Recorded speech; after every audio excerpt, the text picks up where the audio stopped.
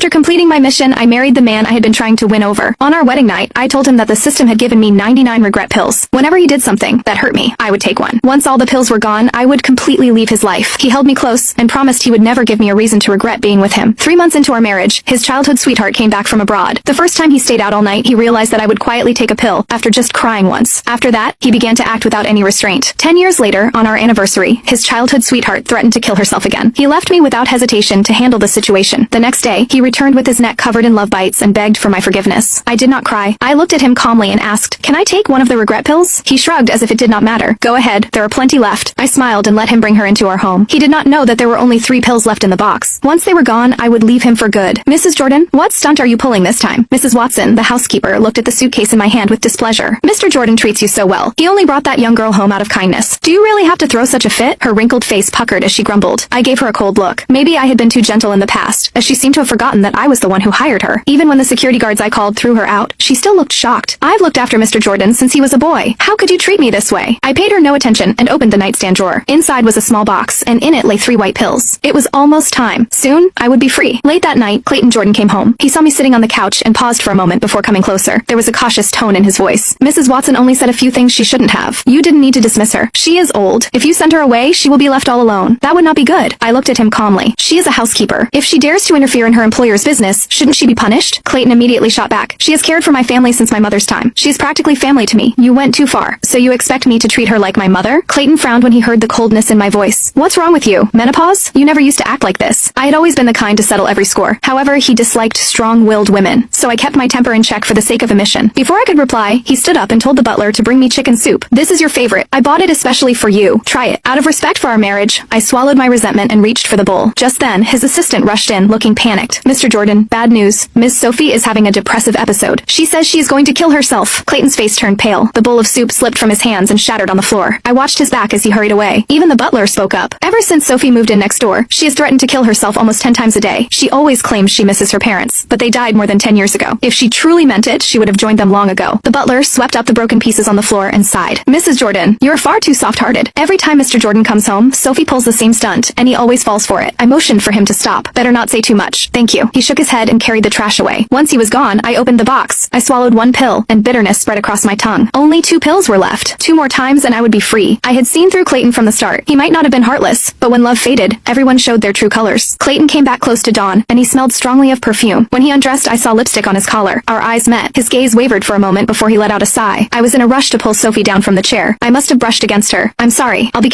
To unlock the full story for free, visit the link in my bio to download TikTok, search for the number in this video, and discover more exciting content.